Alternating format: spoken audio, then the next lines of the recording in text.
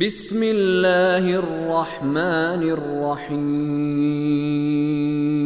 في صحف مكرمة مرفوعة مطهرة بأيدي سفرة كرام بررة قتل الإنسان ما أكفره من أي شيء خلقه من نطفة خلقه فقدره ثم السبيل يسره ثم أماته فأكبره ثم إذا شاء أنشره كلا لما يقض ما أمره فلينظر الإنسان إلى طعامه أنا صببنا الماء صبا ثم شققنا الأرض شقا فأنبتنا فيها حبا وعنبا وقضبا وزيتونا ونخلا وحدائق غلبا وفاكهة وأبا متاعا لكم ولأنعامكم فإذا جاءت الصاخة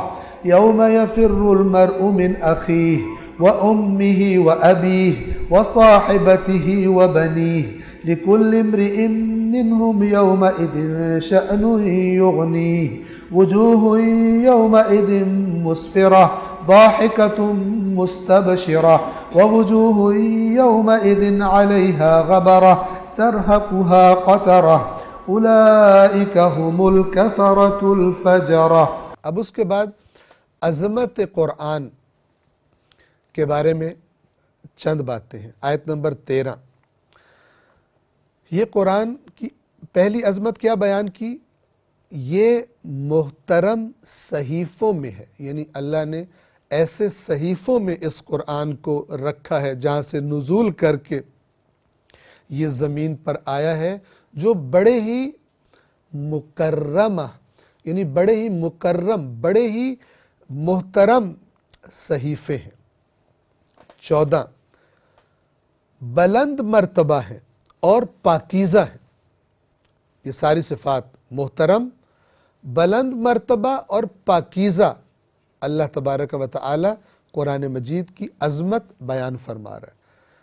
15، یہ ایسے سفیروں کے ہاتھوں میں ہے۔ سفیر سے یہاں مراد سفرہ، سفیر کی جمع، سفیر جو پیغام لے کر آتا ہے، اور سفرہ یعنی وحی لے کر نازل ہونے والے فرشتے، یہ ایسے سفیروں کے ہاتھوں میں ہے۔ 16، جو کہ کرامن، بڑے بزرگوار، بڑے احترام والے ہیں، عام فرشتے بھی نہیں ہیں جن کی ذمہ داری لگائی گئی ہے وحی لے کر آنے کی۔ بررہ، نیک ترین ہے، یعنی فرشتوں میں بھی جو نیکی میں اور محترم ہونے میں بلند مرتبے کے ہیں، ان کے ذمے لگایا ہے اللہ نے وحی کو آسمانوں سے لے کر زمین پر آنا۔ تو یہ قرآن کی عظمت بیان کی، اور اب اس کے بعد آیت نمبر 17 سے انسان کے ناشکرہ ہونے پر افسوس کیا جا رہا ہے کہ اے انسان، تو اپنی پیدائش سے ذرا غور کر کہ تو کس چیز سے پیدا ہوتا ہے، پھر تجھے کیسے کیسے سنبھالا جاتا ہے، جبکہ تو اپنا فائدہ اور نقصان کچھ بھی نہیں، کسی چیز کا مالک نہیں ہوتا۔ اللہ نے تجھے پالنے کا کیسا بندوبست کیا ہے، پھر تو اس زمین کو دیکھ جس کے اندر سے اللہ تیرے لیے طرح طرح کی کھانے کے لیے چیزیں پیدا کرتا ہے۔ ان ساری نعمتوں کے بعد اب اللہ نے تیری ہدایت کے لیے یہ قرآن بھیجا ہے، اپنا رسول بھیجا ہے، تاکہ تیری ابدی زندگی بھی سنور جائے، حلال لذتیں بھی تیرے لیے حلال کی ہوئی ہیں، اور تیری ابدی زندگی بھی تیری سنور جائے، اور تو اس دنیا کی زندگی جو آزمائش ہے اس کو بہترین طریقے سے گزار سکے۔ یہ خدا جو ہر طرف سے تجھ پر جس نے احسان کیے، تو کتنا بد نصیب ہے، تجھے موت آئے کہ تو کس قدر ناشکرہ ہے، کتنی نعمتوں کو جھٹلا کر، کھا کر اور جھٹلا کر تو اس قرآن کا انکار کرنے پر تلا ہوا ہے۔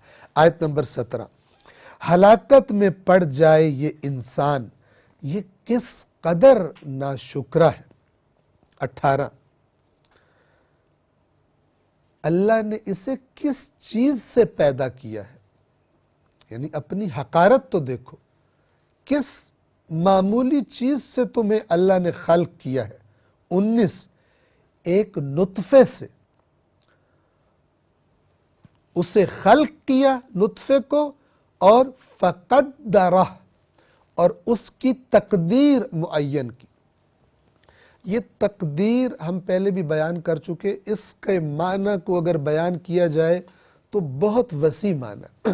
ہم عام طور پر اردو زبان میں تقدیر کے لیے ایک اور لفظ بھی استعمال کرتے ہیں، اس کی تقدیر میں یہ لکھا تھا، یعنی اس کی قسمت میں یہ لکھا تھا۔ تقدیر کا معنی اس میں محدود نہیں ہے۔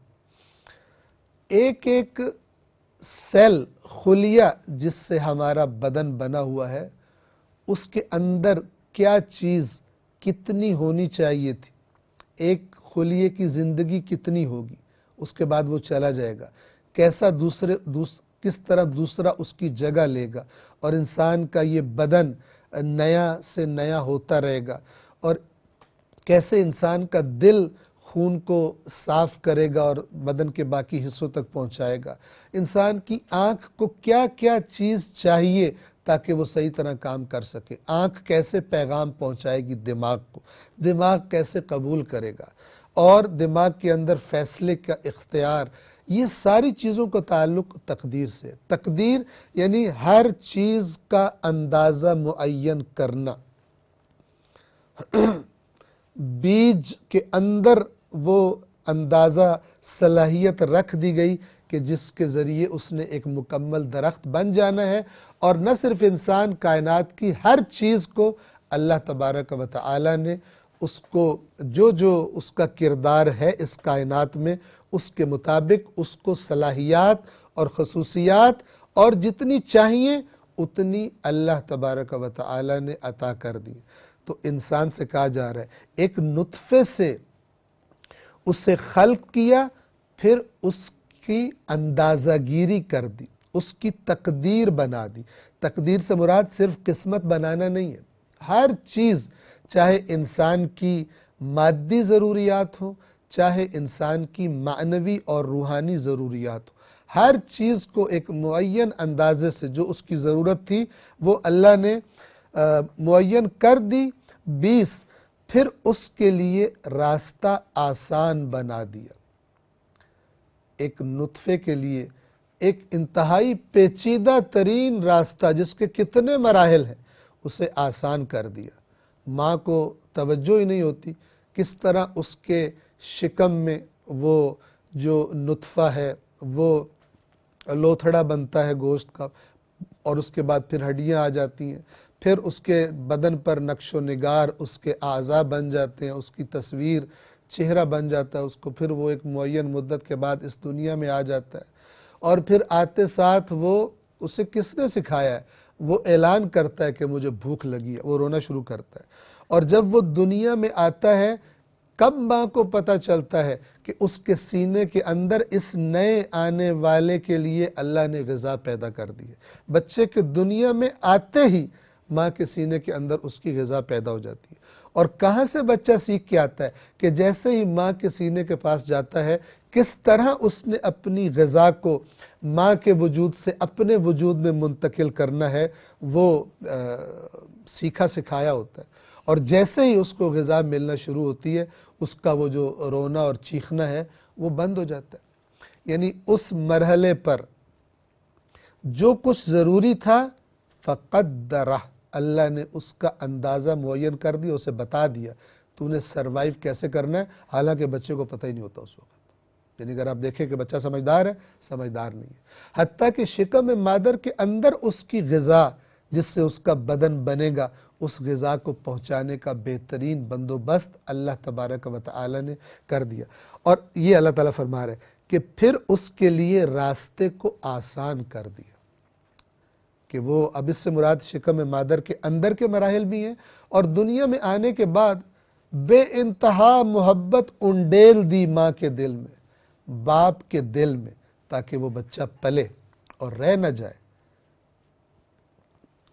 اور پھر آہستہ آہستہ اس کے لیے جو غذاؤں کا بندوبست کیا گیا جنہیں وہ کھاتا ہے، سانس لینے کے لیے آکسیجن کا بندوبست کیا گیا، زمین پر چلنے پھرنے کے لیے، زندگی گزارنے کے لیے، قرآن کہتا ہے ان تعدوا نعمت اللہ لا تحصوها، اگر تم گننے لگو اللہ کی نعمتوں کو تم نہیں گن سکتے۔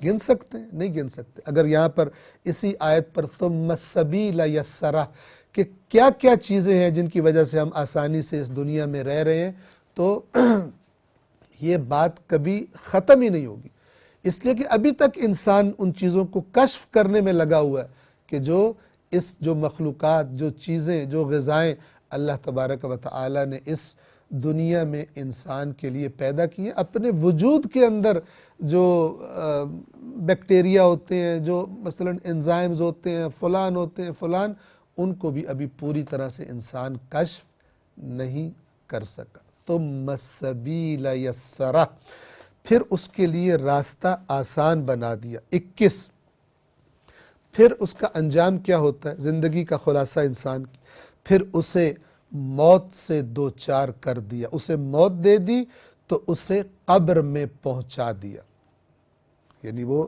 اپنی زندگی گزار کر چلا جاتا ہے۔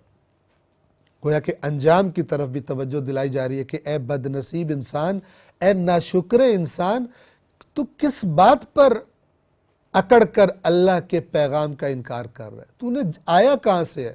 تو نے جانا کہاں پر ہے؟ اور اس آنے اور جانے کے درمیان تو کس کا کھا رہا ہے؟ کس نے تجھے کس چیز سے پیدا کیا ہے؟ ان سب کو تو ان سے صرف نظر کر کے، آنکھیں بند کر کے تو جھٹلانے میں اور تکبر میں اور ہدایت کو ٹھکرانے پر تو ڈٹ گیا ہے۔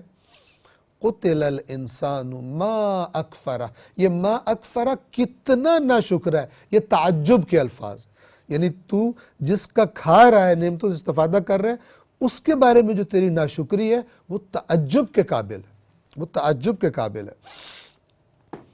پھر اسے موت سے دوچار کیا، پھر اسے قبر میں پہنچا دیا۔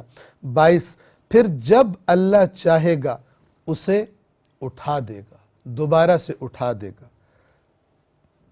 23، کلا، ہرگز نہیں، ہرگز نہیں، اللہ نے جو حکم اسے دیا تھا اس نے اسے پورا نہیں کیا، یعنی اتنا نافرمان ہے یہ ناشکرا۔ ناشکری یعنی نافرمانی، نافرمانی ہی ناشکری ہے، شکر گزاری اطاعت ہے اس میں۔ اللہ تعالیٰ فرما رہا ہے کہ ہرگز نہیں، جو تم سے اطاعت کی توقع تھی اس انسان کو اللہ نے جو اسے حکم دیا تھا اس نے اسے پورا نہیں کیا۔ اب اور نعمتوں کی طرف توجہ دلوائی جا رہی ہے کہ کس طرح تمہاری غذا اے انسانوں تم تک پہنچتی ہے۔ آیت نمبر 24، تو انسان کو اپنے طعام یعنی جو وہ کھاتا ہے، غذا اس کی، انسان کو اپنے طعام کی طرف نظر کرنی چاہیے۔ نظر کرنی چاہیے یعنی غور سے دیکھنا چاہیے کہ یہ کہاں سے آتا ہے، کن مراحل سے گزر کر آتا ہے۔ اب ان مراحل کی طرف اشارہ ہے۔ آیت نمبر 25 کہ ہم نے پانی برسایا اور کیا خوب برسایا۔ 26 پھر ہم نے زمین کو پھاڑا اور کیا خوب پھاڑا۔ زمین پھٹتی ہے، اس سے مراد وہ بھی ہے زمین کا پانی کو اپنے اندر جذب کر لینا، اور اس سے مراد یہ بھی ہے کہ پودوں کے اگنے کے لیے زمین کا پھٹ جانا، اور پودوں کا اور سبزے کا اگنا، درختوں کا، کھیتیوں کا اگنا، جس سے انسان کو غذا ملتی ہے۔ 27 پھر ہم نے اس میں دانے اگائے، مختلف قسم کے غلات، گندم وغیرہ۔ 28 اور انگور اور سبزیاں۔ 29 اور زیتون اور کھجوریں۔ 30 اور گھنے باغات۔ 31 اور میوے اور چارہ جو جانوروں کے لیے۔ 32 جو تمہارے لیے اے انسانوں، جو تمہارے لیے اور تمہارے مویشیوں کے لیے سامان زیست ہے۔ زیست یعنی زندگی۔ اگر یہ زمین اپنی چیزیں تمہیں دینا بند کر دے، کہاں سے زندہ رہو گے؟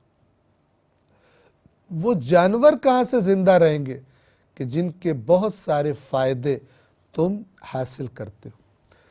اس کی طرف توجہ دلانے کے بعد اب سر انجام قیامت کے دن کی ایک تصویر، ایک جھلک دکھائی جا رہی ہے۔ 33 تو جب ایک کان پھاڑ دینے والی آواز آئے گی۔ 34 جس دن آدمی اپنے بھائی سے دور بھاگے گا یا پھر فرار کرے گا۔ فرار انسان کس چیز سے کرتا ہے؟ جس سے نقصان پہنچنے کا، خطرے کا اندیشہ ہو، وہاں سے انسان دور بھاگتا ہے۔ کس سے دور بھاگے گا؟ اپنے بھائی سے، سگے بھائی سے دور بھاگے گا۔ 35 اور اپنی ماں سے، وہ ماں کہ جس کو بڑا پیارا تھا بچہ اور بچے کو ماں پیاری تھی، ماں سے بھاگے گا۔ اور اپنے باپ سے بھاگے گا جس نے اس بچے کو پالنے کے لیے اس کی محبت میں خدا کو بھلا دیا تھا۔ اللہ کی نافرمانیاں کر کے حرام طریقوں سے اپنے گھر والوں کو، اپنے بچوں کو آرام و آسائش دینے کے لیے جو خدا کو بھول گیا تھا، وہ اپنے باپ سے بھاگے گا۔ 36 اور اپنی بیوی سے بھاگے گا، اور اپنی بیوی سے اور اپنے بیٹوں سے بھاگے گا، اپنی اولاد سے بھاگے گا۔ 37 ان میں سے ہر شخص کو، کیوں یہ بھاگ رہے ہوں گے ایک دوسرے سے؟ ان میں سے ہر شخص کو اس روز ایک ایسی حالت درپیش آئے گی جو اسے اپنے اندر ہی مصروف کر لے گی، دوسرے بھول جائیں گے۔ یعنی ایک تو اسے اپنی پڑی ہوگی، اور یہ اپنی پڑی ہوئی بھی کیسے پڑی ہوگی کہ اپنا سگے سے سگا بیٹا قریب آئے گا یا باپ قریب آئے گا یا بیوی قریب آئے گی، بھاگیں گے۔ یہ کیفیت ایسی ہے کہ کیونکہ یہ اللہ کے نافرمان ہوں گے، اللہ کے اطاعت گزاروں کا ذکر پہلے قرآن میں گزر چکا کہ اللہ نیک اولادوں کو بھی اپنے نیک والدین کے ساتھ اکٹھا کر دے گا۔ اگر مثلا درجے کچھ کے کم بھی ہوں گے، اللہ ان کے درجے بڑھا کر انہیں اکٹھا کر دے گا، یہ اللہ کا فضل ہوگا ان پر۔ لیکن یہ وہ لوگ ہیں جن کا تذکرہ ہو رہا ہے جو خدا کے نافرمان تھے، لیکن دنیا میں یہ قریبی ترین رشتے تھے۔ شوہر، بیوی، ماں، باپ، اولاد، بھائی، یہ قریبی ترین رشتے تھے۔ یہ ایک دوسرے سے کیوں بھاگ رہے ہیں؟ یہ اس لیے بھاگ رہے ہیں، یہ بالکل اسی طرح بھاگ رہے ہیں جس طرح، مثال کے طور پر ذہنوں کو قریب کرنے کے لیے مثال دے رہا ہوں کہ اگر چوروں کا ایک گینگ ہو اور وہ مل کے چوریاں کرتے ہو، مل کے مزے اڑاتے ہو زندگی کے، مل کے لوٹا ہوا مال کھاتے ہو، اچھا پہنتے ہو، اچھی سواریوں میں بیٹھتے ہو، اس گروپ کا اگر ایک چور پکڑا جائے تو دوسرے سارے خوف زدہ ہو جاتے ہیں، کیونکہ جب تفتیش ہوگی اس سے پوچھا جائے گا تیرے ساتھ اور کون کون ہے، تو وہ کیا کرے گا؟ وہ نام بتائے گا۔ تو اب یہ بھاگیں گے دور، ایک تو اس وجہ سے کہ کہیں اس برے کی برائی کی زد میں ہم بھی نہ دھر لیے جائیں، اور ایک بھاگنے کی وجہ یہ ہوگی، باپ مثلا بیٹے سے بھاگے گا کہ یہ بیٹا جس کو میں نے دنیا تو بہت سکھائی تھی لیکن دین اس کو نہیں سکھایا تھا، اسے اللہ کے قریب میں نے نہیں کیا تھا، اس کی صحیح تربیت نہیں کی تھی، اب یہ بیٹا ہی مجھ پر اللہ کی بارگاہ میں الزام دھرے گا کہ اے اللہ تو نے مجھے اس کے گھر میں پیدا کیا، اگر یہ چاہتا تو جس طرح اس نے میری دنیا کے لیے کوششیں کی تھی، یہ میرے دین کے لیے بھی ویسی کوششیں کر سکتا تھا، لیکن یہ خود بھی دنیا میں غرق تھا، میرا باپ، میری ماں، اور اس نے مجھے بھی دنیا میں غرق کر دیا، مجھے صرف دنیا سکھائی، دنیا کی طرف توجہ کرائی اس نے مجھے، اور آج میری یہ حالت ہوئی پڑی ہے، یہ قصوروار ہے۔ اس ڈر سے بھی باپ بھاگے گا۔ بیٹا کیوں بھاگے گا؟ کہ باپ کہیں یہ دعویٰ نہ کر دے کہ میں دنیا سے چلا گیا، اس نے بعد میں ایسی حرکتیں کی کہ جو میرے لیے اور عذاب کا سبب بنی. باپ میری شکایت لگائے گا, یہ میرا احترام نہیں کرتا تھا, جو میرے حقوق تھے اس بچے کی گردن پر وہ اس نے ادا نہیں کیے. اور باقی رشتوں کا بھی آپ یہی تصور کر لیں, میاں بیوی کے درمیان بھی اللہ کے نافرمانوں کی یہ حالت بیان کی جا رہی ہے. اللہ کے اطاعت گزار وہ تو خداوند عالم ان کو اپنے فضل سے بہت کچھ عطا فرمائے گا. ان میں سے ہر شخص کو اس روز ایسی حالت درپیش ہوگی جو اسے اپنے میں ہی مشغول کر دے گی, دوسروں کا وہ سوچے گا بھی نہیں اور بلکہ دوسروں سے تو وہ بھاگے گا.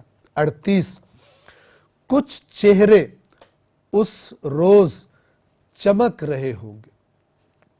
جیسے کسی کو کوئی بہت اچھی خبر سنائی جائے, امتحان کسی بڑے امتحان میں کامیابی کی خبر سنائی جائے کہ بہت اچھے تیرے نمبر آئے, تو نے ٹاپ کیا ہے, اس کا چہرہ کیسے چمک اٹھتا ہے. اللہ تعالیٰ فرما رہا ہے کچھ چہرے اس روز چمک رہے ہوں گے.